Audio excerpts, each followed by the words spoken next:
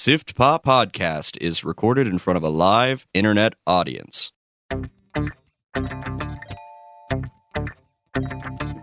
Live from a bunker in the heart of the Ozarks. We all died 22 years ago, but somehow we're still doing this podcast. It's Siftpop.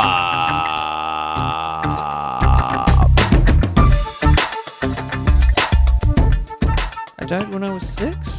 Something like that, apparently. No, 8. I died when I was 8. How many years ago did you say? 22 I was years eight. ago. I was 4.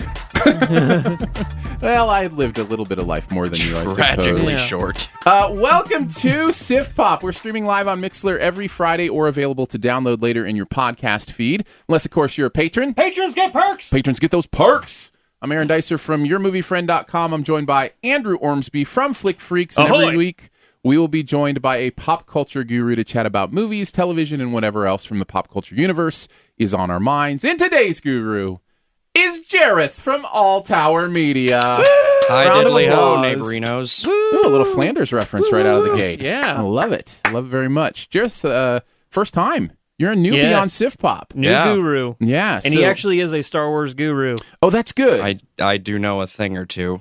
Excellent. So you'll have some deep, Like powerful insights. Like I know how to spell the word stars. Nice. Well, there's only one star in this. Yeah. That's, No, wars is plural. Wars is plural. that's true. Well, that's I true. only know how to spell war. I don't know. Now, What is it good for? now that we have set the plural and singularities of the actual title, Stars I think, War. I think we can continue on.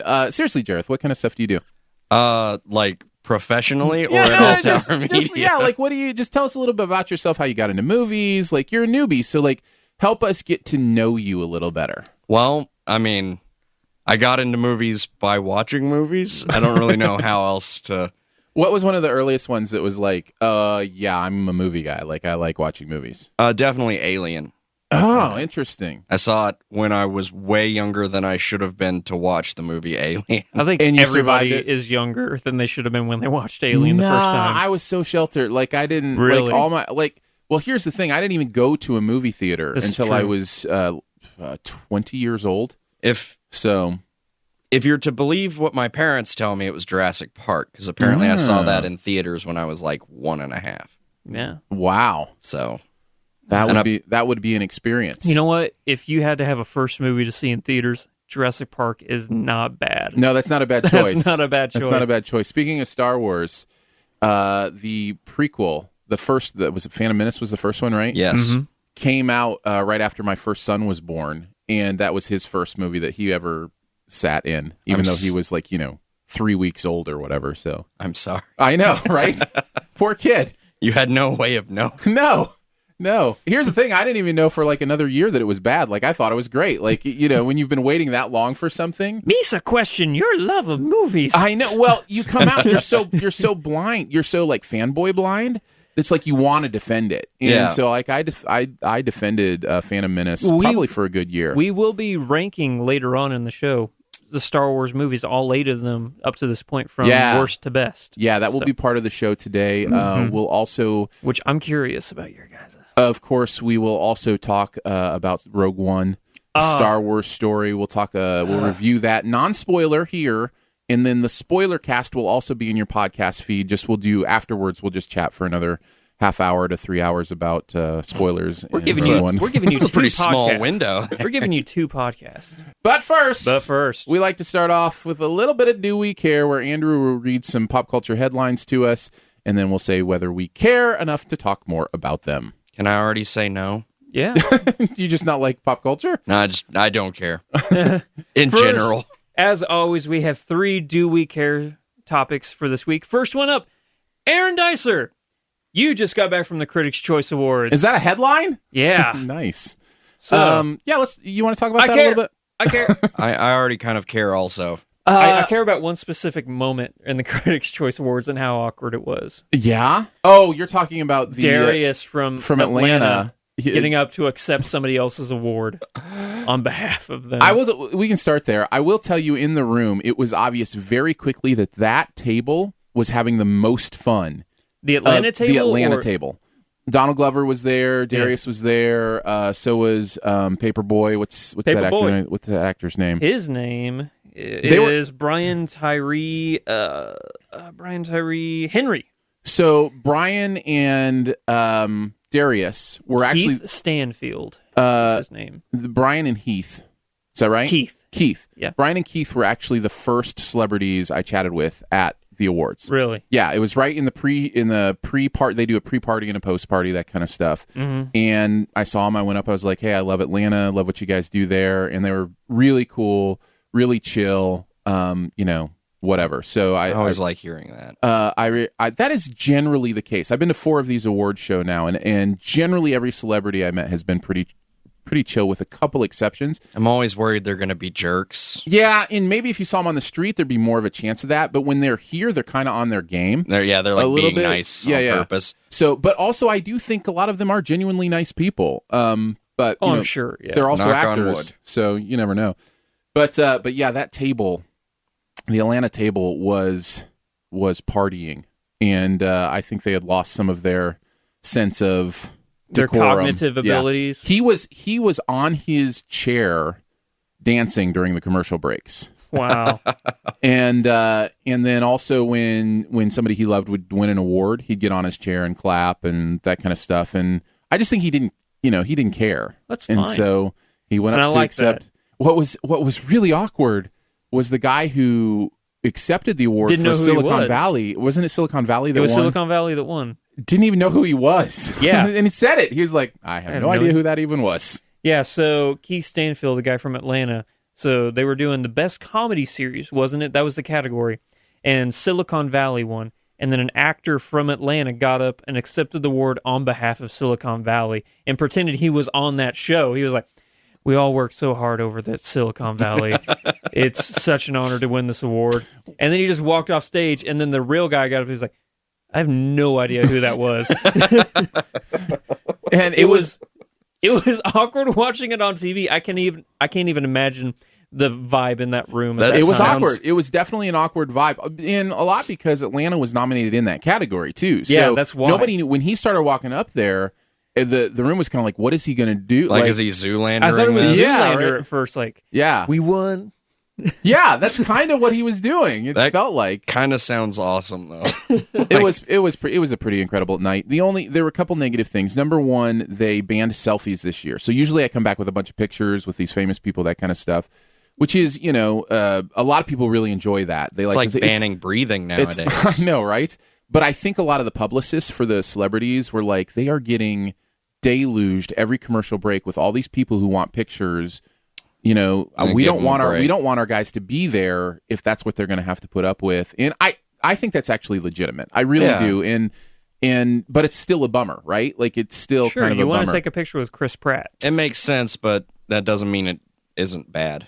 Yeah. Right. I'm sure, like you said before you left, that there are possibly some celebrities like, "Hey, do you want to take a photo?" And you said, like, if the celebrity asked to take the photo, then it's okay, right? Right, which isn't going to happen. Yeah. It's not like some celeb's going to come up to me and go, "Hey, can we get a selfie together?" It's like he's super excited to meet you. Yeah, Denzel, he walks up. He's like, "Hey, I've seen your reviews. Can we get a selfie?" Hey, that happened to us last night. Denzel Washington? Yeah. Yes, we were in Branson, Missouri, and we were getting out of the IMAX theater, and Denzel Washington walked up, and he's like, "Hey, you're from Flick Freaks," and he asked to take a picture. But a fan did notice us at the theater and asked to take a selfie. Sure. Well, yeah, but that's the only way it works. Yeah. You wouldn't have walked up to him and asked because you didn't know who he was. Yeah, these people don't know who I am. Hey, you're a Flick Freaks listener. The guy's like, "What? How did you know there's only 32,000 of them?" But no, it makes sense. It does make sense. Like, you don't want to be over encumbering with all these. Right. They just want to have a good night. Right. Don't want to overwhelm them with all these. It makes sense, but it is a bummer. It is a bummer. I mean, it's not as much of a bummer for me. In fact, it actually freed me up to have more conversations with them, and which is also super awesome. And I didn't have to worry about pulling out my phone and kind of taking the awkward picture and that kind of thing. But then you come back to the whole pics or it didn't happen. Exactly. Yeah. And a lot of people are just like, so pics or shins. I hung out with the Stranger Things kids. All 4 of them were there. It was a blast meeting them. That show should have won. What didn't that show win? Because that show was amazing. everything. I don't think it won anything. No, I don't think Stranger Things did win any. Well, no. Wait, what won? No, Outlander won most binge-worthy that was voted on by the fans. Yeah. What? But yeah, so, I mean, I met Mel Gibson, Ryan Reynolds, Emma Stone, Ryan Gosling. And Reynolds had a good night. Reynolds, and he was so super cool. Everybody I met was super, super cool, with one exception. I don't think I'll say who on the podcast. I don't think I'll give the name. I totally get it. So, like, I don't feel like... Was it an actor? It was an actor. Okay. It was an actor. And I shook their hand and said, I really appreciate your work, love what you did in such and such a movie and, in such and such a performance. And they just didn't really acknowledge me and turned their head and had a conversation with another actor across the table while shaking my hand. Like they just kind of blew past it. Yeah, it was just kind of like, yeah, feel free to shake my hand as long as you need to, and then move on with your day kind of thing. And I was like, just let me know when you're done. Yeah, exactly. It's like, okay, well, we'll move on then. But never voting for you again. Well, I didn't vote for him this time either. Hey, savage. All right. So I don't know. Did you have any other questions about the awards? Like being there at the place or other people? There were so many people there.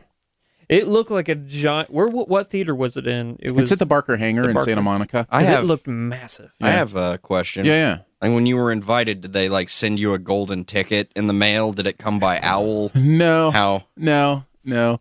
We it's called Will Call. Have you ever heard of? It's this new mysterious way to get tickets. You get them there at the event. So. Oh, okay. So you got tickets to go. Uh-huh. They weren't like sent an owl for you. Nope. Okay. No Ravens. No, there was a great game of Quidditch beforehand though. So, good. So that was always good. Good call. All right, ready to move on? Second one up. Warner Brothers is remaking Little Shop of Horrors. Remaking? Because it's like the fourth time that film's been remade. Really? I think so. I didn't know I think that. the 86 movie that has like Steve Martin and stuff. Yeah, in it, that's the only the one. famous one. Rick Moranis, right? And Rick Moranis and Steve Martin. That's the only one I really know about. I guess there's a bunch of other movies, like there's been made-for-TV remakes of it and stuff. I guess this is the third or fourth remake of the movie. I don't particularly care about that. Yeah, I don't... Everything's getting remade. So at this point, it's almost like there's nothing shocking about it. Yeah. But I'm not surprised. But the 86 one, I guess you could say that about Ghostbusters. It's so Right. beloved. Why would you touch it? Right. But then again, that's why. I was going to say, that's actually, you answered your own question. It's already got an audience. I was answering my question as I said it out loud. That's absolutely right. Final one. This is kind of local for us, based in Springfield. TLC Network is filming a new TV series in Springfield, Missouri. Our hometown. Is that the one about the kitchen something? It's about a tattoo parlor called Ink. Ink. Yeah, that's the one. That's the one. That's what I thought it was. And yeah. after the trailer for the show was released, Springfieldians... I was wrong. It was about a tattoo parlor. I knew it was about some sort of place where there's, recipes. Yeah. So after the trailer was released, Springfieldians immediately started a petition to get the show canceled before it even airs. Do we care? Well, I do. I absolutely do care about this because I tried to watch the preview that people were sending around and saying this show is trashing Springfield or whatever, and I couldn't get it to play. So did they trash the city or something? Yeah, they did. Really? Hard they trashed on Springfield. Why? Really? Yeah. Why are the they place so they're interested? filming? The place they're filming. The place they do business? So they were like, well, welcome to Springfield, Missouri, a small town a couple 100 miles away from St. Louis. In Springfield, if you graduate from high school, you're praised, but if you go to college, you're a nerd. And half the people here had babies in high school. So they're painting it like Hicktown. Hicktown. Is which is so funny if you've lived in Springfield. Because the 4 major universities are in Springfield. It's a college town. Yeah, that's really funny. If you actually live in Springfield, you know how untrue that is. Now, there are Hicktowns around the Ozarks. Like the Ozarks has, those kind of, stereotypical communities or whatever. But they trashed on Springfield hard. Was it the TLC people or the Ink people? It was the Ink people. But they work in... live and work here. Yeah. So now, I guess there's... they had a Facebook page where you could, review their work and stuff like that. And I'm just saying this, tattoos weren't all that great. But then they had to take away the review section for their Facebook page because it dropped from like a 3 point something to like a point something. Wow. Because people just started immediately leaving negative. Which also should prove reviews. that Springfield's not all that small. Yeah. You know, there's a lot of people. 160,000 people here. Yeah, and in surrounding area, it's actually closer to 400,000. Yeah. Which is about the same, population as Kansas City or St. Louis. So, well, it's definitely smaller than Kansas City or St. Louis, but I mean, like with Springfield and the surrounding areas combined, probably closer. Well, it would definitely be closer. Yeah. 2 women I work with have tattoos from Ink, and neither of them are terribly satisfied with the work. Really? So, well, there you go. like they said that they regret it. Siftpop leading the way in trashing Ink. Yeah. And you know what? That's what the world needs. I didn't even know there was a TLC thing. Yeah. But I was like, hey, where'd you get your ink done? And this is what the world needs, another tattoo show. Yeah. Yeah, I definitely care about that. I will not be getting my next tattoo done at Ink. You seem like a guy who frequents tattoo parlors. Just hangs out there. Yeah. I mostly don't care still. Yeah. I imagine... Do either of you guys have any ink? I have one. Yeah? I'm probably going to get it removed, though. So, Really? Yeah. And just regretting it? Yeah. Too embarrassing to go into on the podcast? Not... Well, yeah, I'll say that. Okay. It isn't, but I just don't want to make it a thing. So I have never really been against tattoos. I just have been against pain. Like it's like it didn't hurt all that much. Oh, I guess it depends on where you get it. I got mine on my shoulder, and that just didn't hurt. Get it on your eyelid like a real man. Have you seen those? No. People literally do get eyelid tattoos. Yeah. That's like it looks like you have horrifying. your eyes open when your eyes are closed. I've seen those. And people get their for eyeballs school. tattooed as well. Yeah. It's pretty amazing. That's America. that sounds awful. Yeah. All right. You ready to talk some Rogue One? Oh, God, yeah. All right. Let's do it. Woo! Ragu 1.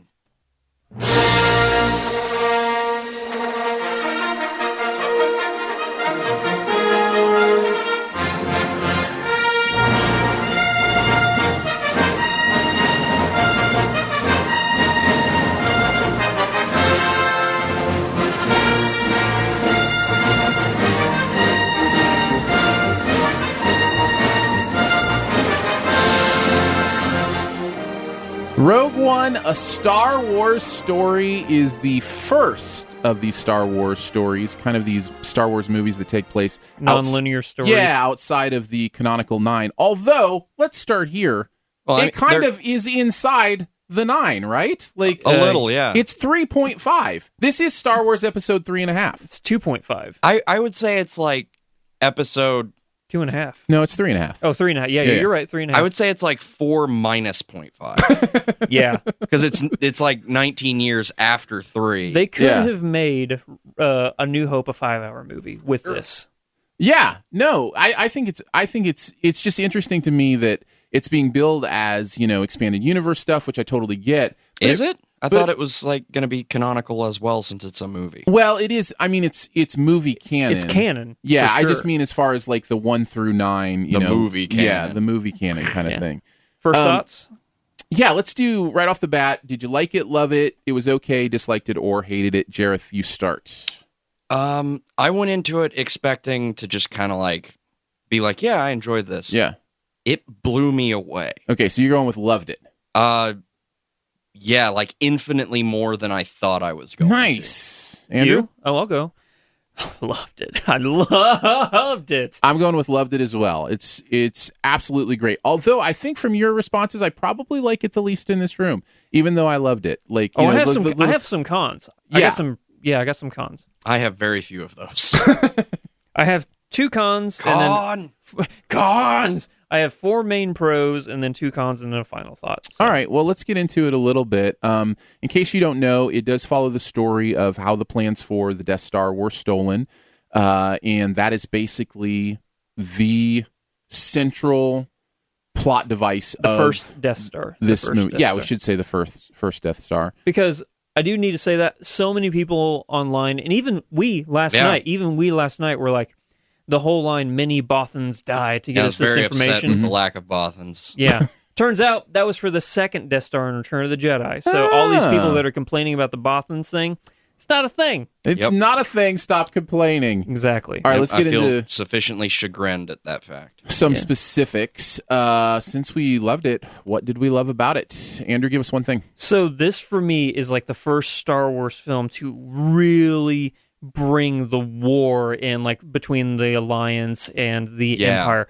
Because normally whenever I see a Star Wars movie, it's like, it's all, the actual war is like in the background between the Sith and the Jedi. Right.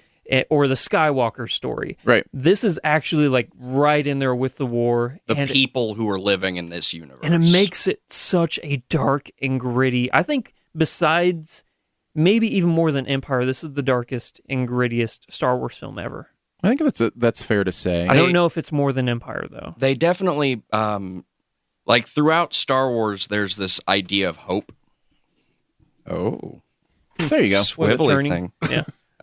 There's this idea of hope, and hope. It's kind of lost in the fact that you're facing basically space wizards, and everybody's this ultimate good. Yeah. And they just naturally succeed. But in this, there's this feeling of hopelessness that makes any hope in it that much more poignant. Mm-hmm. Like, you see people doing what they're doing in the hopes of turning an unstoppable tide. Yeah. And you're like, yeah. Yeah, you totally get that in the other movies, it's all been kind of ideas in the air. And so, I mean, there are fight scenes, but they always serve a linear purpose of character development or, You're progress on a task. But this is boots on the ground. This is what war would have been in this kind of universe. And you're very much never like on a first name basis with most of just the soldiers in Star Wars. Like there's a few that you know of. Right. But like at no point are you like, oh, that's that guy. And then you see them fighting. Yeah, exactly. Yeah, I totally agree. It definitely puts the war in Star Wars. Another thing I would mention is that I was not expecting to this extent. This movie makes Star Wars A New Hope a better movie. Yes. Like, I want to immediately watch A New Hope again with this movie behind me because I think the experience will be almost completely different. It adds a level of context to everything, but A New Hope especially. Yeah. Like, there were, I don't want to give too much away, but there were like things in A New Hope that bugged people. Yeah, plot holes. Yeah, plot hole. And this one takes care of all of it. It does. It retcons everything. Yeah. Fills them up and plants a flower. Yeah, that's right. It not only fills up the plot holes, it makes it better. Yeah. Yeah, that is absolutely true. And going back to when I said this is probably one of the darkest Star Wars movies ever made, and it's funny coming off of the funniest Star Wars movie ever made, the last one we just saw. Yeah. So The Force Awakens is the funniest. This is now the darkest. I also feel like this one's kind of also the funniest. Yeah, it was really fun. There was a lot of good humor in this one, too. I don't think to the extent of The Force Awakens. I think Force Awakens was still way funnier than this one, though. I think it was funnier than this one. You think Force Awakens was funnier? Or No. I do think Force Awakens was funnier than this one. I wouldn't have said way funnier. I think the comedy in this one boils down to one character. Yeah. And he kills it. Yeah. Probably one of my favorite parts. I'm trying to think. K2. I didn't want to say. Yeah, K2SO. Yeah. Alan Tudyk's droid character. Alan Tudyk in anything is amazing. Yeah. I thought that was very funny. I do feel like Donnie Yen was funny too, I guess, in some parts. Yeah, absolutely. So was the other guy, but usually in correlation with Donnie Yen. Yeah. They're kind of I don't know Abbott the other Costello kind of working off of each otherness. I hear you say dark, and I think I know what you mean, because there's different ways that can be interpreted. For me, gritty realism. Yeah, what I mean by that is there's a strength of depth to it, because it feels like there's a grittiness to the world, to the area, to what's going on. It's not like spiritually dark. It's not like, demons and that kind of stuff. Well, I'm just saying it can be interpreted different ways. You're right. And that's not what I was trying to say at all. It's also not horrifying dark. Right, it's exactly. Just kind of like parts of it. Well, Really? I didn't find anything horrifying. We can't talk about it. Yeah. I think I know exactly what he's referring to. So, Gareth Edwards, I hope you don't mind me going again. Gareth Edwards is a genius, the director, when it comes to taking a sci-fi setting and putting an engaging human story within it. Which should be the goal, right? Yeah. But it seems like too many times we get people just like being like, look, space guns, pew pew. And that's what the prequels were. Space guns and space swords. And space senates, and all the politics stuff, and like ephemeral politics that they actually off of that I've got one if you're not I'm finished. done. Well, tell me, remind me what else Gareth did that makes you say that he's a master at this beyond this. 2014 Godzilla. Okay. And he also did an indie film called Monsters. Okay. Oh, I've seen I the like Godzilla, that. but I don't know that I've seen Monsters. Monsters, I think you would really like it. Okay. Cool. He does a lot of sci-fi, but sci-fi is always put as like the backdrop to a true human experience. Yeah, Monsters is a perfect example of that. Yeah, exactly. Very cool. What were you going to say, Jareth? So this movie captures the look and feel of Star Wars. So like the colors are a little bit brighter so you can see the things better, but none of them look unlike they did in the original trilogy. Mm-hmm. So like seeing a Death Star, it doesn't have like new doohickeys on it like it would if it was in the prequels. Yeah. Nothing looks like, ooh, that's a new neat thing. Yeah. It's just this thing isn't covered in rust right now, and it's colorful, but it is that thing. Yeah. Because the prequels had like tons of like, look at how neat this droid is. We're totally selling this toy. Yeah, exactly. Whereas this one had kind of the clunky droids and Practical effects again. practical effects. With a few exceptions. With a few exceptions, yeah. Oh, Yeah. sure, yeah. But whenever a you few saw notable exceptions. whenever you saw the space I have a feeling I know battles, what you're talking about. That's one of my cons. Yeah, mine Okay. too. the U-wings, I think, were the only ones that I saw that I didn't immediately recognize. Yeah. What? There was a different type of TIE fighter too. Oh yeah, the weird one. And did they have a line of dialogue to explain that from the stormtroopers? It seems like I heard one of the stormtroopers be like, "Hey, we're getting those new TIE fighters or something like that." Did you guys... one of them was complaining. He's like, "Oh, they finally made these obsolete," and then the guy's like, "About time." Yeah. I was like, way to explain the new TIE fighter. It also kind of humanized the TIE or the stormtroopers. The stormtroopers, Yeah. like that's just something that you'd complain about. Right, You're like, yeah. Woo, thank God. They only have like these are not the droids you're looking for kind of lines. They never have humor. Yeah. It was funny seeing them humor. Did you have anything? I have one more, but if you got Oh, something. I do too. The one more good thing that I have was, I guess I'll just say the end of the movie. I mean, the last 20 minutes of this movie is absolutely breathtaking, spectacular on almost every single level. It blew me away. The depth of it, the scope of it, the emotion of it, just the action of it, just down the line. I was really impressed with the last 20 minutes. I actually went into the last 20 minutes in my mind. You kind of, when you do this for a job, you're always kind of conjecturing, how do I feel about this? And so in my brain, I'm like, you know what? However this ends is going to determine whether this is a B+ or an A- for me. Yeah. And I ended it at an A-. So That's great. I Yeah, ended with loved an the end. A+. So Yeah. and I was ready to write this movie off. So There and you go. then Who knew? Yeah.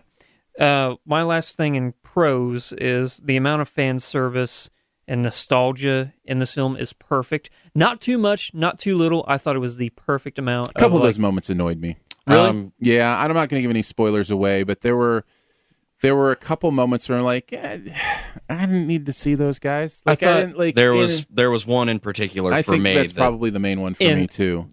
I think we're all talking about the same thing, and that's actually my first con. If you want to just get, I don't think you're talking about the same thing as I am, because I think Okay. I know where you're going with your first con, and I agree with you. There's a character in this film who will remain nameless until the spoilers, who was incredibly distracting every single time they were on screen. Yeah, absolutely. not the thing I'm referring to. Okay, Yeah, that wasn't the specific thing I was referring to either. Okay. The specific moment that I was like, that was a little bit of a callback I didn't need. Yeah, way too slappy in the face. Yeah. Okay.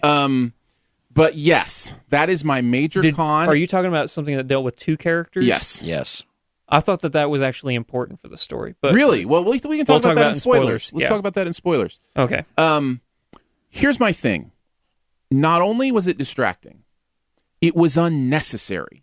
It did not have to be that character, and it could have been done completely different in the story. They could have built the story differently. I think they thought they were going to be able to get it right, and they just weren't able to get it right.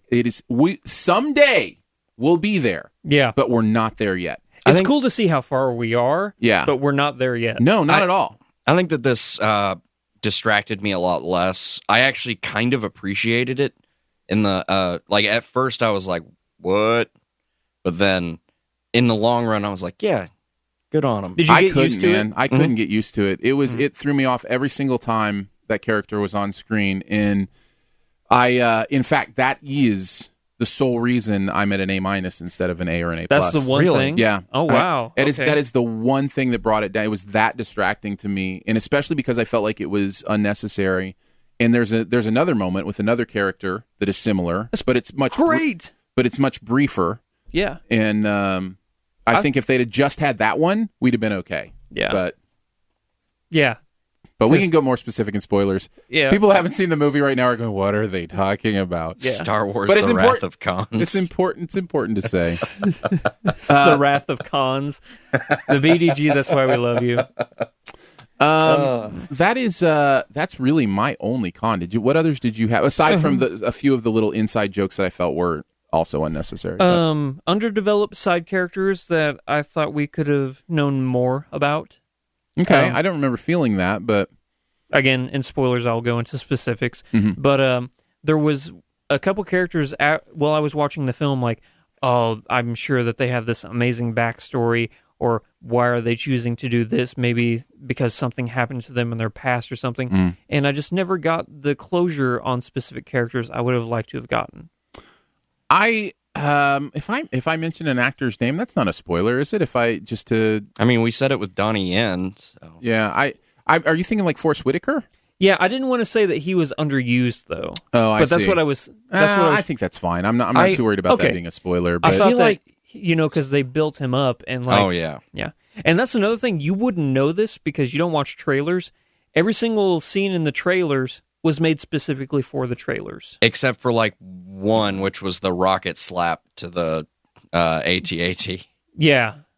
So, because that's something Gareth Edwards does. In his trailers for films, he always films extra stuff. So you're saying I could have watched the trailer and still not seen any frames from the movie? Yeah. You wouldn't have even heard any dialogue. I could have kept my 0 frames pledge and watched the trailer? Yeah. Wow. Because like they refilmed the scenes in different ways specifically for trailers and added things for trailers and took away things for trailers, made it a completely unique experience. Interesting. I'm still glad I went in pure, though. I'm still glad. Yeah.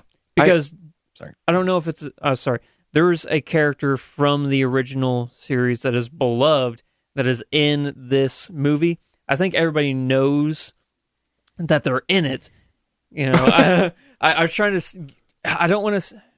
I'll just go ahead and say Darth Vader's in this movie. Yeah. The trailers have him in it. That's why I was like, but I don't know how many of the listeners are with your 0 frames pledge or whatever. Well, that's fine. You know. So Darth Vader's in this movie, and all the scenes from the trailers that had Darth Vader in it aren't even in the movie. Oh, interesting. Well, they are. They're just under completely different context. And they're filmed differently, too, from different angles. Yeah. And that's interesting. But the basics are there. Yeah. I would say that to that con about like the underused, underdeveloped side characters, I feel like that's kind of just it's like a symptom that Star Wars movies have, because every single Star Wars movie, there's at least one character, and it's almost always way more than one, that like you're like, that guy sounds really cool. Why are we not seeing any? Like Wedge Antilles. The Boba Fett syndrome. Boba Fett, Wedge Antilles, most of the people from the prequels. But we could get a Star Wars story about them at this point too. I mean, they're gonna make one of these things every year for as long as they're making money, which could be forever. Why can't Transformers do this? Why can't they make a movie every single year and it'd be good? I was gonna say I don't want a Transformers movie every single year, and they'd be good. Bay. All right, Final thoughts? Yeah, one more thing. One more thing about Jared? the movie that you haven't gotten to mention that you want to make sure you mention before we move on?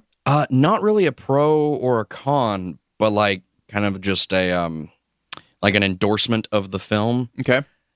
If you're kind of on the edge about seeing it, which hopefully you're not, all I can say is that I wish that I had seen this before I had ever seen anything else. Before even the originals and the prequels? Yeah. Because, like, if I had seen this moving forward into A New Hope and then, like, just moving on past that, Yeah. unlike the prequels, which, like, if you were to watch them sequentially, you'd be like, bleh. Yeah. But this, the context and, like, just the gravity of all of it makes everything else better. Yeah. And I wish that I could have seen the others with that in mind. Aaron? Yeah, I like that. No, that's really good. Let's see. For my one last thing, I think I pretty much talked about everything I wanted to talk about. That isn't a spoiler. Yeah, that isn't a spoiler, exactly. Because fangirling out on all of this, I would love to do that. Just like, Yeah. I think for my one last thing, I'll just say that this movie is what the prequels should have been. Yeah. You know, this if you could go back in time and convince George Lucas that this is how he should have done, you know, those prequels, that would have been a good thing. This because it informs everything after it in a beautiful way and is still its incredible, you know, own story. Yeah. as opposed to not being a very good story. And not really informing things in, you know, And ruining Darth Vader. Yeah, exactly. Ugh. Go on, Andrew, what's your one more thing? If you're on the fence about seeing this movie, I'll say this. The last scene of this film is, hands down for me, the best and most terrifying scene of any Star Wars film ever. Oh my God, yes it is. The best and most terrifying scene of any Star Wars film ever. Well, maybe like the scene just before the very last, but yeah. You know what I'm talking about. Yes, I know exactly what I'm you're lost. Really? Yeah. I mean, I'm sure you can jog my memory and... Yeah. Oh, I can't without spoiling Jared is it. doing hand motions so I can understand, and I'm still not catching it, but I loved the dance. It was amazing. Yeah. Yeah, without spoiling it. All right, do the dance one more time. Let me see. I still don't know. I still don't know. You do the dance, Andrew. It would be literally the exact same thing as that. It's not a dance, but okay. It's virtually all the motions that happen, except for way more awesome in the movie. And way more terrifying. Oh, yeah. Yeah. Very cool. Well, I can't wait till spoilers. I'll just remember. say one word. Unleashed. Unleashed. Do you think that's a pretty good descriptor of what happened? Yes. So, thank you so much to our Patreon supporters for making this podcast and others on the Studio DNA Podcast Network possible. If you don't know what Patreon is, it's a place where you can support artists who are creating work that you like. If you like what goes on here at Siftpop, you can decide how to give. $3, I think, is where giving starts. And by the way, if you do support, you have access to everything that comes out on the podcast network right in your own dedicated podcast feed. That includes bonus episodes that do not get released to the normal feed. So there are pre-shows before every show on the network that are just for you. So, and like I said, that's like $3 a month, and you can know that you're supporting the cost that goes into making the podcast what it is. So you can go to patreon.com/Studio DNA. Patreon.com/Studio DNA if you want to support. And of course, we thank you very, very much for doing so. We literally could not do it without the support of our fans. So thank you. Indeed, those donations go a long way. So what we're going to do now is we are going to rank every Star Wars movie in order from worst to first. Do you want to go around, everybody gives her 8, and then there's 7? Yeah, I think we can do it that way, but here's the thing. We have to agree on an official Siftpop ranking by the end of this conversation. Oh, I like that a lot. That is brilliant, Aaron. So we will have to argue it through if we disagree on some stuff. All right. So are we starting ascending or descending order? We're going to start from worst to best. Worst to first. Worst to first. So ascending order. Yeah. Andrew, why don't you start us off? Worst of them all is Attack of the Clones, Episode 2. Episode 2, what would you say? I would argue Phantom Menace. I would also say Phantom Menace is the worst. Phantom Menace is way more Jar Jar. Phantom Menace has the most fluff. And it has Darth Maul. That's true. That is a fair point. He's criminally underused. It has Darth Maul. Wow, you saying that is almost swaying me to your side, because that final lightsaber battle is with him and Qui-Gon in Obi-Wan is one of the best lightsaber battles in the entire Star Wars universe. Like, it is phenomenal. It is the best. But the movie itself is awful. Everything else about the film is kind of... Okay, they spend so like here's the 45 question minutes pod racing. Here's the question. But it has Darth Maul. I loved the pod race when that first came out, though. Oh, I did too. I liked but it too. I It's was great. little. Yeah, I think it's good to this day. Let's say this then, Jareth. If you're going to convince me to go with Phantom Menace being worse than Attack of the Clones, tell me the scene in Attack of the Clones that is amazing. Like, give me a scene that I can be like, Is it Yoda fighting Dooku? Because come on, guys. I mean, that was cool. No, it wasn't. Yeah, it was cool. So that was dumb. It was so Another bad. criminal misuse of a character. Yeah. but- Dooku. Is there one? Because I'm almost willing to give Phantom Menace the benefit just for that lightsaber scene. I just feel like Attack of the Clones has a better layout in general. It does. It absolutely does. I So, wouldn't like, argue that. So throwing the bone to Phantom Menace. Well, give us then at least a good passionate reason about why Attack of the Clones is. Defend Attack of the Clones here for a second. In Attack of the Clones, we're finding out things about the universe, not just about the Naboo that don't matter, and also about Anakin Skywalker, which also don't matter, because we've got the annoying kid, which later he turns into an even worse Annoying adult, teenager. Yeah. So Who is somehow older than Natalie Portman all of a sudden. I'm on Andrew's side now. I agree with you that, like, if you look at it as an overall sit down and take in a story, then I think Attack of the Clones is better. But when I think about what would I prefer to sit through, I might prefer to sit through Phantom Menace, just because I would want to watch that lightsaber scene, or even the pod race, or something like that. okay, yeah, that's fair. All right. Okay, number We've got 8 is Attack of the Clones, and then number 2 is Phantom Menace on your guys's, or on the official Siftpop list? On the official Siftpop list, we have the worst being Attack of the Clones. and the second worst being Phantom Menace. Because that's not even my number 7, Phantom Menace. Oh, well, then maybe we need to argue some more, but I think you'll have a hard time getting us Yeah. above number 7. I'll be But go okay. ahead. What is your number 7? Or number... Actually, wait, could I make a case Go ahead. instead for Attack of the Clones to be second worst? And is it Revenge of the Sith is the third one? Third one? The third one might be the worst. You would have a hard time with me. That's my number 7 is Revenge of the Sith. I actually liked Revenge of the Sith. Hate that movie so much. There were some... So much. The acting in it is the worst. Well, the acting in all the prequels is awful. Yeah. Purposefully awful, by the way. That was always... See, people forget the acting in the original trilogy is pretty awful, too, except for possibly Harrison Ford. Yeah. Because George Lucas thought that was a stylistic choice. He was directing them in that way because it was a reminder of old school serials, which is what he was doing. Not a very good, I'm not like in forgiving mode. No, for I that. understand. I just, I'm not either. It doesn't make the movie better because of that. It just means he was wrong. That's only a defense of the actors and actresses to say they were told to do it that way, and at the end of the day, George Lucas gets to make that decision. Yeah. But that doesn't make it a great movie. But anyways, wait. So I'm confused. So my 8 and 7 are Attack of the Clones and then Revenge of the Sith. Mm-hmm. What are your guys's then? I'm gonna go with Revenge of the Sith is the worst. And then Attack of the Clones, or well, you had Phantom Menace as the worst. So was it Phantom Menace, Revenge of the Sith? Yeah, originally. I think I'm gonna go with Revenge of the Sith is the worst. I had Phantom Menace is the worst. Attack of the Clones is the second worst. okay, So and then Sith. and then Sith. So I think we all had the prequels as our bottom 3. Yeah. Which I guess makes sense. you should. Yeah. To try and sway you guys towards Revenge of the Sith in number 8. Okay.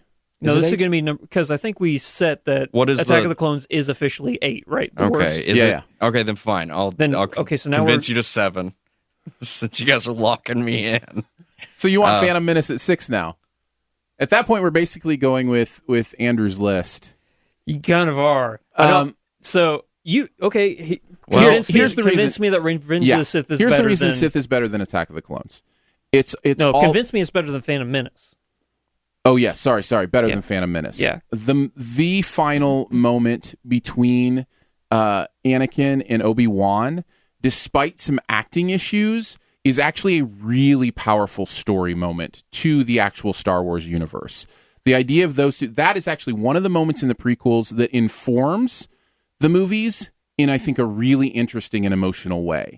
To see that on screen, to see what happened to Darth Vader, that Darth Vader birth thing was really powerful to me. While I agree, I feel like the majority of especially Anakin's whole fall to the dark side does not jive for me. Like overall. At all. Yeah. Every time there's like any shift towards him and the dark side, I'm like, why? Yeah. You know, ooh, I had a bad dream. I better go talk to Emperor Palpatine and listen to him clearly be an evil bad guy. As a person who has as the only one in this room who has teenage sons, let me just say they're not always as clear thinking. So, you know, I can see a teenager following somebody like that, but yeah, I can't defend that. You're right on that. But then we also have to be like, why is Padme with him? She loves him, man. Who can explain She's love? like 36. Who can explain love? If you guys go with Attack of the Clones being worst, I will say that Phantom Menace is next, and then Revenge of the Sith. I would love to go in that order. So Let's do it. I'm good with that. Okay, you So good with that? That's 8, 7, and 6 right there. We're good. good? I was going to go with Revenge of the Sith as second worst, but sure. Well, I was too, but I'm giving Aaron. All right. I think it's I think the Darth Vader stuff is enough to put it up above there. Okay. All right, so we got some agreement at least. Yeah. So we're going Attack of the Clones, Phantom Menace, Revenge of the Sith. Okay. So now we're up to number 5. All right. Now's where it starts to really get interesting. Aaron, what do you have as number 5? My number 5 is Return of the Jedi. What do you got? Return of the Jedi is the third one? Third of the original. The third of the originals, yeah. So I was always terrible at keeping the names in order. Episode 6, technically. Yeah, 6. Yeah. Yeah. I can't, I don't. What I did don't you think I have? can argue it. I have A New Hope. Whoa. Because We're going to have words, son. Return of the Jedi for me. Is your second favorite? Yeah. Wow, this is going to be difficult. Yeah. I think that What is it that you love about it? Is it just because you saw it as a kid and like the Ewoks and the... I like the Ewoks, but it was the final, for me, the reason it all boils down to one thing: the final confrontation between Darth Vader and Luke at the very end of Return of the Jedi is one of the most powerful things I've ever seen in film. Just the father-son hatred, and I would argue that their scene in Empire is stronger than their scene in Return of the Jedi. That scene there is the biggest twist in film history. Mm-hmm. But just that final, where you think that Luke is going to turn to the dark side because he's unleashing all of his hate and pain and just torment on Darth Vader in that last scene, that last battle. And then you have that orchestra playing in the background, and it's brilliant. I love it so much. Well, we may have to go... So if it's not Return of the Jedi, because I understand what you're saying. What did you have as A New Hope? It's not going to be A New Hope. A New Hope is my number 3. Like, it's especially not going to be A New Hope now. Yeah, especially after Rogue One comes out. A New Hope just became like this incredible film. And it was the first, and it was like, I mean, I know you guys weren't around like when those came out originally. Not that I was old. Like I was 1 year old when the first one came out. But you didn't see it until you were 20. Good point. No, I actually did watch the Star Wars movies as a kid because they had this thing called VHS. You guys ever heard of this? Yeah. It's VHS. It was incredible. It was Parents amazing. still have their VHS. The Huss, yes. Be Kind, Rewind. It was amazing.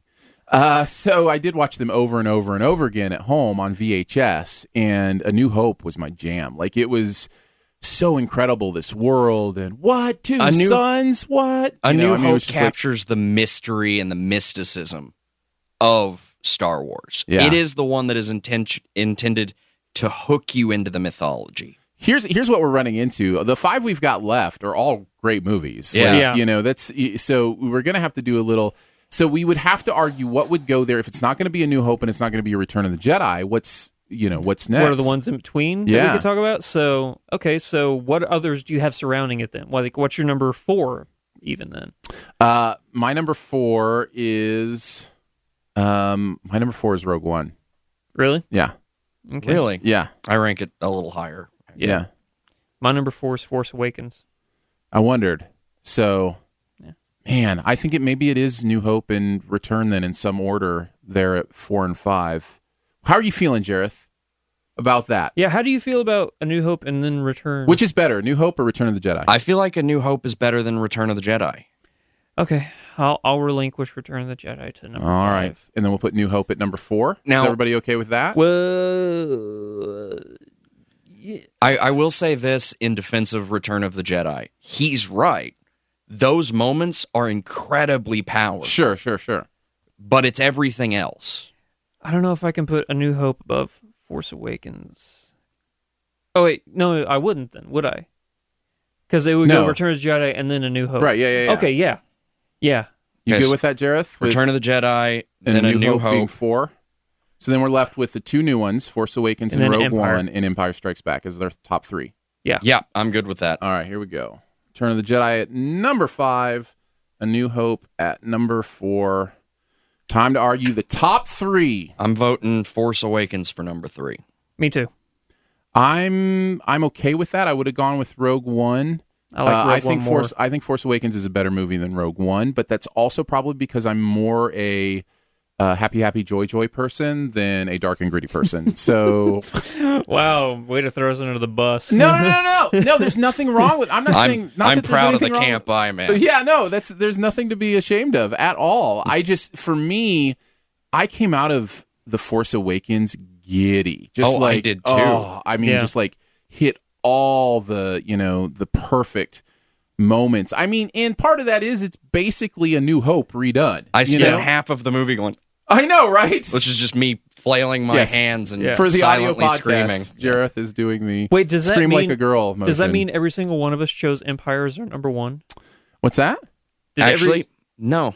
oh, you not did me. Okay. You chose Rogue One as your I number chose 1. Rogue One. Wow. Okay. Let's give it some space. Let's give you a few months before we see if you want to stick with Well, that no, decision. the reason I did, and I do have a reason, I feel like this is the first Star Wars movie that, outside of being a Star Wars movie, is a good movie just on its own. Yeah. If you stripped away virtually everything else from it, it was still just a super great movie. Yeah. Whereas See, I don't think I that don't about agree the with Force. that. I think that about the Force Awakens I as think well. that about Empire. Yeah. Because the greatest twist in cinematic history is an Empire Strikes Back. Yeah. That alone should grant it my number 1 spot. On top of all the other phenomena. let me go ahead and land us with number 3 being the Force Awakens. Even though I disagree, I'm willing to concede on that. You so took my number 2 and that's all the way right. down Yeah, to we're 5. good. We're good. Give a little, take a little. I get it. Yeah. to be clear, this was a hard decision. Oh yeah. So I'm willing You- to concede Empire as number 1 for the sake of the list. But my personal rating, I think I'm putting Rogue One as number 1. Aaron, did you have Empire as your number 1? I did. Okay. I did, and I think that's where we're going to land. And especially because we've, it's so fresh, and it's not like I said, I liked Phantom Menace for a year after it came out because I was a fanboy and I couldn't see straight. I liked Phantom So- Menace, but I was also like the target demographic at the time. Well, that's what I'm saying. Like, sometimes it's hard to like, history adds a lot of context, right? And so it gives you more opportunity to open your mind to what other people are saying, to see things you didn't see, that kind of stuff. So Rogue One is so fresh right now that I think we should keep Empire at number 1, give it some space to, really see how it holds up, that kind of thing. For me, another reason why Empire is so phenomenal, it's the first film I can remember seeing where the good guys lose. I didn't know that was allowed in movies. Yeah, right, yeah. I'm like, wait, but Han's frozen and he's gone, and Luke lost his hand and he's Darth Vader's kid, and nothing good happened. I want to go back to Yoda. Yeah. No, you're absolutely right. And also kind of the first. What's interesting is the Empire is the kind of movie that I absolutely destroy today for being like the first part of a 2-parter where like things are unresolved and it's not like a full movie. But Empire is a full movie. Yeah. It's just, you're right. The wrong team wins at the end of Empire. The resolution is all in the wrong way. Yeah. Which is different. So I think that it's Empire kind of informed my taste moving forward, like growing into adulthood also, because I am on the gritty, sad side. Yeah. I do like Happy, I do, but so does that mean you like DC movies more than Marvel movies? I don't. He loathes the DC films because they've also still got to be good movies. Good point. Fair point. Absolutely. Would you mind reading off in a sentence? Here we go. The official Siftpop order of Star Wars movies. You want to go from best to worst since we've got them ranked? Sure. At number 1, Empire Strikes Back. Woo! Number 2, Rogue One, A Star Wars Story. Still woo! Number 3, The Force Awakens. Also woo. Number 4, A New Hope. Number 5, Return of the Jedi. Number 6, Revenge of the Sith. Number 7, Phantom Menace. And number 8, Attack of the Clones. There's the official 1 through 8. Bravo. Where would we put Star Wars The Clone Wars TV show in that list?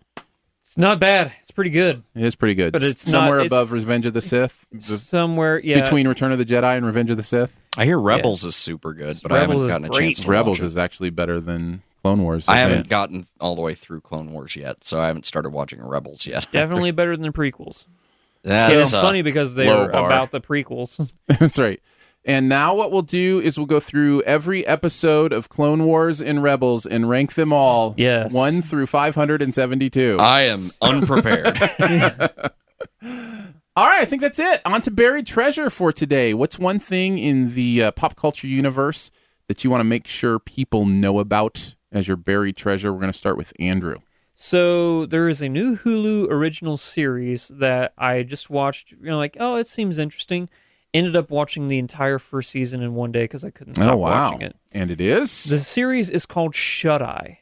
It stars Jeffrey Donovan, and it's about fake scamming fortune tellers, like the Romani people coming over and like, I can see your future in the crystal ball, and scamming people.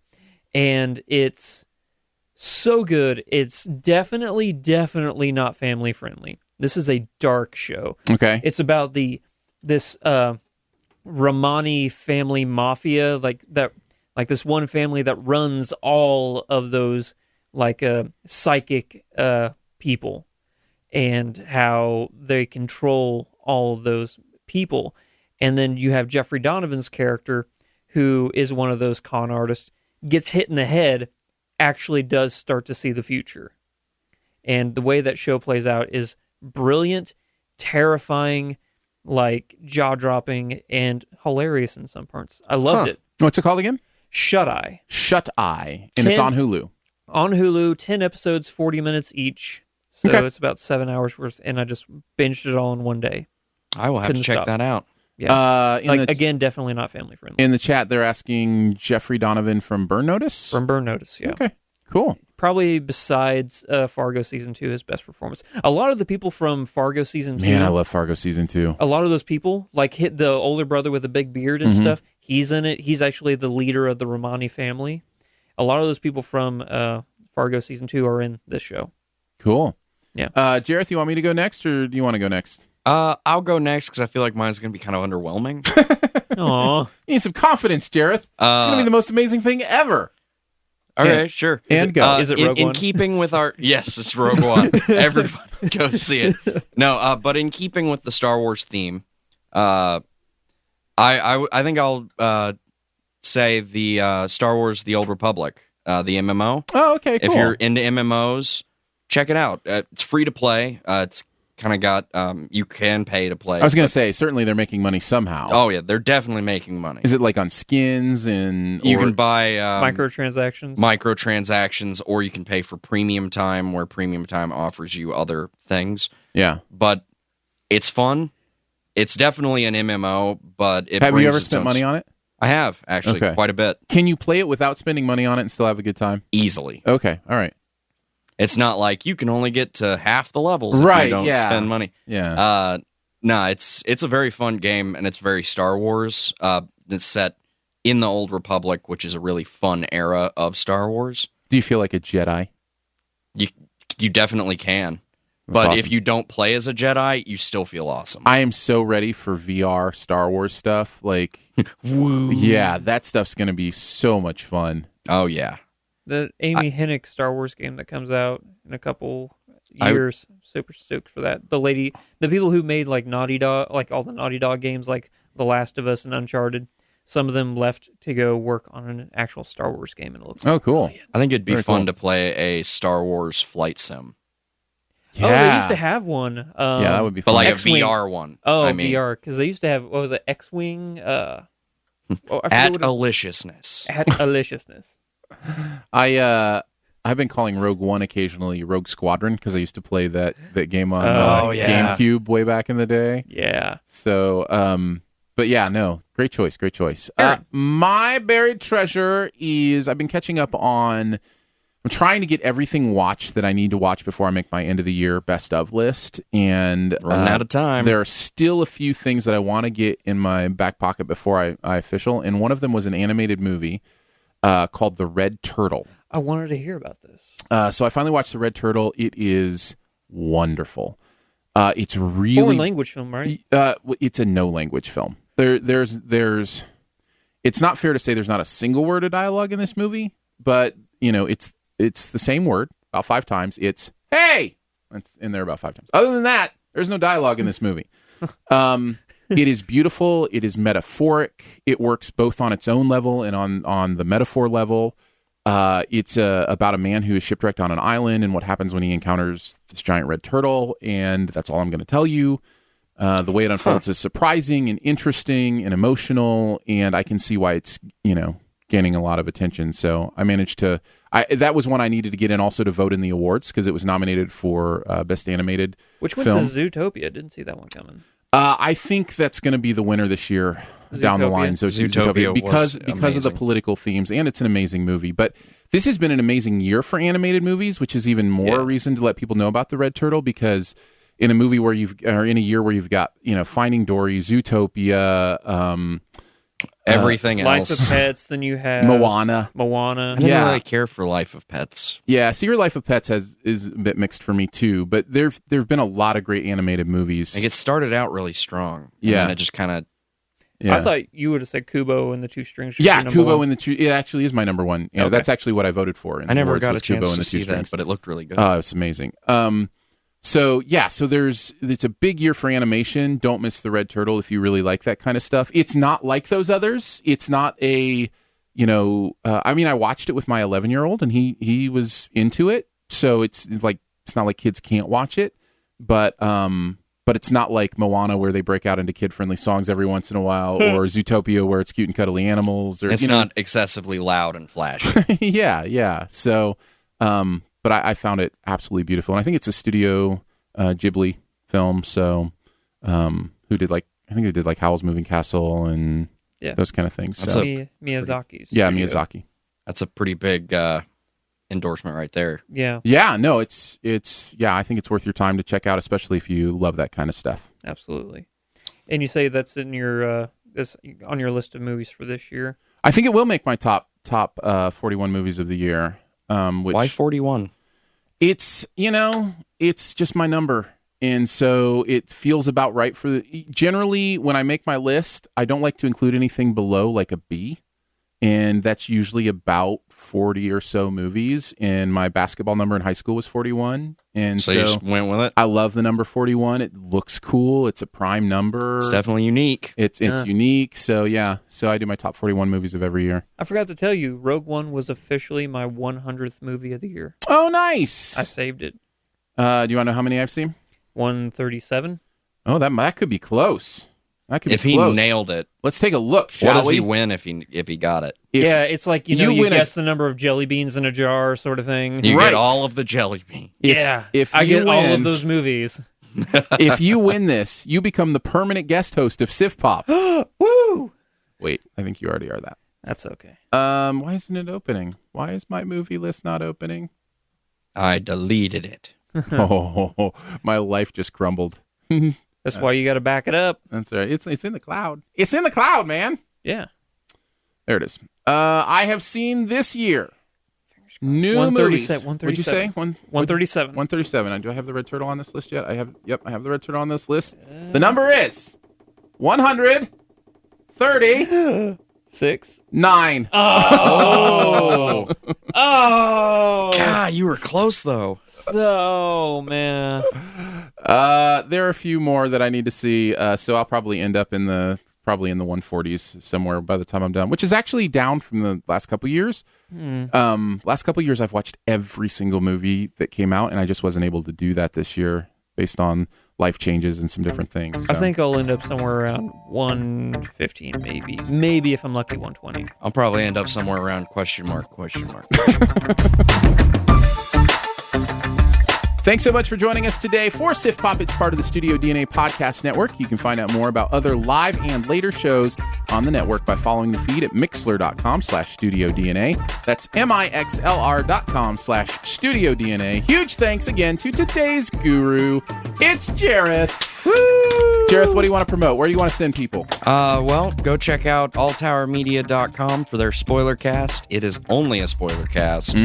So if that is not your thing, probably don't check it out. Well, unless I like spoiler casts too after I've seen something. Oh yeah, definitely. So which makes them not spoiler casts. It's just they're talking about the Things stuff that you would wish be you spoilers. Yeah, exactly. We have a lot of fun making it. But yeah, check it out. All right. alltowermedia.com.